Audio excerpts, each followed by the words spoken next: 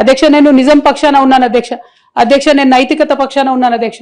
నేనేమి తప్పు చేయకుండా పార్టీలో కొంతమంది కక్షగట్టి మహిళా నాయకత్వం ఎదగకుండా పార్టీలో కొంతమంది కక్షగట్టి అధ్యక్ష ఎక్కడైతే ఉద్యమకారుల మాటలు కేసీఆర్ గారికి చేరుతాయో, ఎక్కడైతే సామాన్య కార్యకర్తల మాటలు కేసీఆర్ గారికి చేరుతాయో, ఎక్కడైతే పేదవాళ్ళ మాటలు కేసీఆర్ గారికి చేరుతాయి అనుకున్నారు అధ్యక్ష, వాళ్ళకు అడ్డు కూడా గట్టి ఇవాళ నన్ను పార్టీ బయట వేసినారు అధ్యక్ష.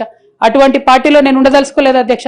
కాకపోతే మీతో నేను రిక్వెస్ట్ చేస్తా ఉన్నా అధ్యక్ష, ఏ పొలిటికల్ పార్టీ అయినా అధ్యక్ష రాజ్యాంగాన్ని స్ఫూర్తిగా తీసుకొని పనిచేయాలి అధ్యక్ష. బీఆర్ఎస్ పార్టీ ఆ స్ఫూర్తితో లేదు అధ్యక్ష.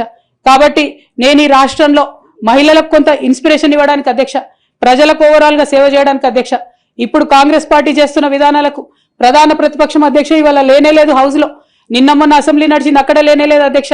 ఆ యొక్క గ్యాప్ ని ఫిల్ఫిల్ చేయడానికి అధ్యక్ష నేను ఇవాళ ఒక వ్యక్తిగా ఈ హౌస్ లకి వెళ్ళిపోతున్నా అధ్యక్ష.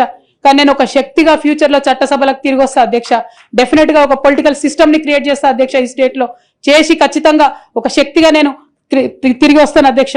అధ్యక్ష నాకు దైవ భీతి ఎక్కువ అధ్యక్ష, దైవ భక్తురాలు నేను. లక్ష్మీ నరసింహస్వామి మా ఇంటి దేవుడు అధ్యక్ష. ఆ లక్ష్మీ నరసింహస్వామి మీద ప్రమాణం చేసి చెప్తా ఉన్నా అధ్యక్ష. ఒక మహిళగా నాకు 2 కొడుకులు ఉన్నారు అధ్యక్ష, వాళ్ళిద్దరి మీద ప్రమాణం చేసి చెప్తా ఉన్నాను. నాది ఆస్తుల పంచాయతీ కాదు అధ్యక్ష, నాది ఆత్మగౌరవం పంచాయతీ. నేను ఏ విషయమైనా, ఉద్యమకారుల విషయమైనా, బీసీల విషయమైనా, మహిళల విషయమైనా ఏదైనా నిలదీసి అడిగినా అధ్యక్ష, రేపు కూడా అడుగుతా అధ్యక్ష. అందులో ఎట్టి పరిస్థితులలో కాంప్రమైజ్ అయ్యే విషయమే లేదు అధ్యక్ష.